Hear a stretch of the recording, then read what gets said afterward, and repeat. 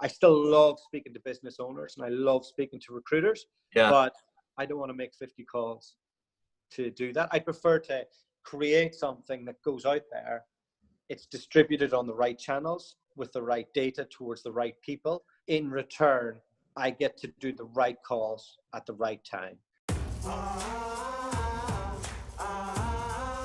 You had somebody on your show here not too long ago who I also know that, he plans his 50 calls the night before every day. His approach is very different than yours. I mean, how do you view what Rich and others like Rich are doing? Look, it's a good question. I think if you were to try and create a Rich Rosen today from a millennial, I think you'd struggle. I would agree. And he's from a certain generation. He's been trained a certain way, and it works for him, and it continues to work for him. But from a standing start, to be Rich Rosen today, I think would be a challenge.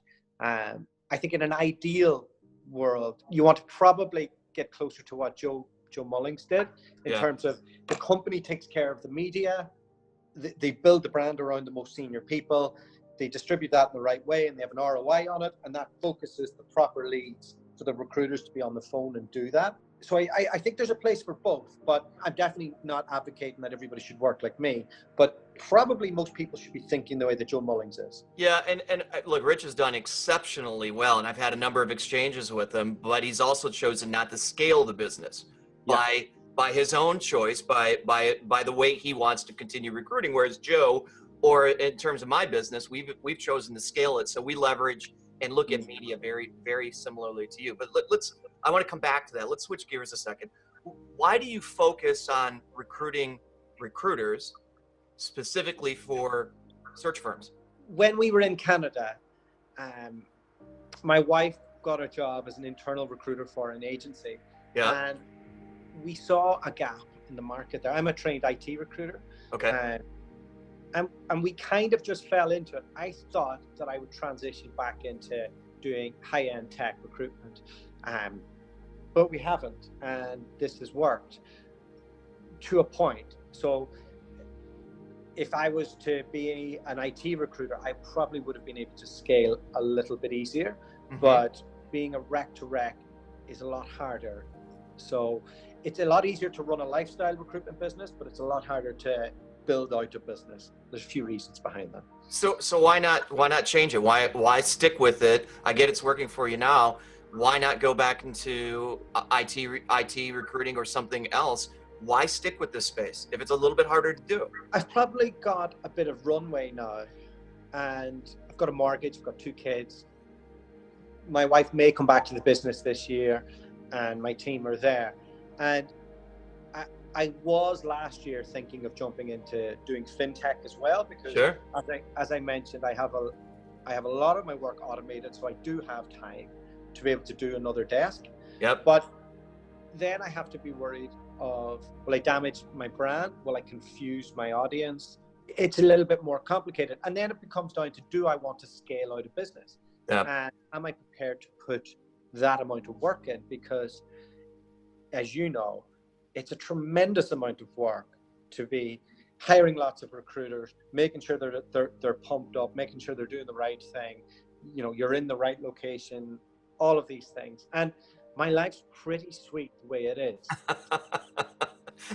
That's a fair statement. So let's keep going down that path though, because there's, when you look for agency recruiters, and you've experienced agency, you've experienced corporate side and so forth. Do you think there's a difference between true agency recruiters and really great corporate search professionals? Yeah, they're different people. Also, when I was working for Robert Walters, I could spot the person who would come in the door, and I knew they'd be gone in a month, or they were just there just to bide their time until they got that internal recruitment job. Yeah. Dublin's a very interesting market for this at the moment. Search firm owners are really struggling to expand their firms with the right people, because the lure of internal recruitment there is really strong. Facebook, Google, all these guys are on tax loops there, and they're scaling out. Like a good agency recruiter, they need to be able to join all those dots together. They need to like that commercial side. They need to not be afraid of the sales piece, where a good internal recruiter could probably be a bit more administration focused, a bit have probably like better soft influencing skills with like coordinating senior execs and all the rest. And like my wife's an internal recruiter, so and she's completely different. So do you think one's better than the other? No, it's just different. I mean, like I wouldn't be able to be an internal recruiter. I would have the administration skills, and I'm not sure I'd enjoy it. Like I love commercial challenges. Like I love figuring out like how can we make more money out of this? Like what we think do I need to tweak in the process? Whereas on the other side, they have to be a bit more service orientated, and they have to be like, which part will make my customer happier? And I just like waking up and thinking, how many animals can I shoot today? And Thrill of the hunt.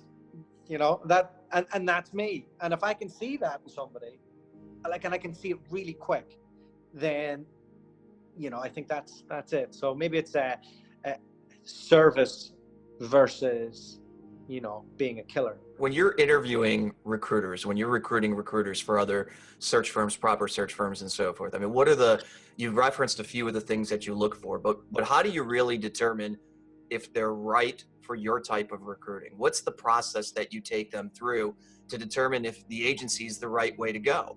And are you recruiting just from other agencies, or where are you recruiting from for that skill set? So that's a good question. And the answer I'll give you is quite boring, unfortunately. We work with UK recruitment firms, right? Large, small, and medium. So our UK owned recruitment firms. So specifically, we grab 360 recruiters in their first 3 years. Got it. And we make sure that they don't have more than 2 jobs on their resume. If they're working for a Hayes or one of the big boys in the UK in London, we offer them a job in New York, Hong Kong, Singapore, Sydney, LA, and we'll probably put them into somewhere slightly similar. It might have a few differences, might be a faster growing company and all the rest, but we try and keep the similar profile to that. So got it. So we don't do internal recruitment. We don't do people who've been in the industry for 1,000 years who won't fit the culture of a scalable recruitment firm.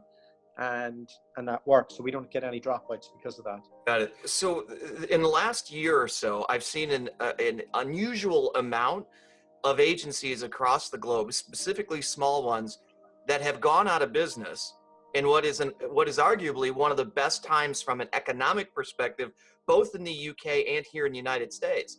Yeah. How do you explain that? And have you seen that?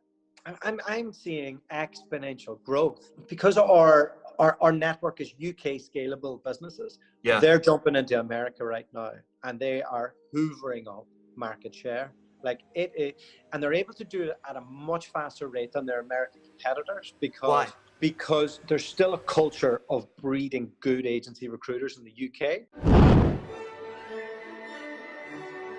360 that is, and American firms, in my experience. So you just mentioned something, kind of the difference between a recruiting firm and a proper search firm, and we actually attempted to have that conversation a bit this week, right? Yeah. From your perspective, since this is what you do for other agencies, what's the difference? How do you define in your world the proper search firm versus just another agency?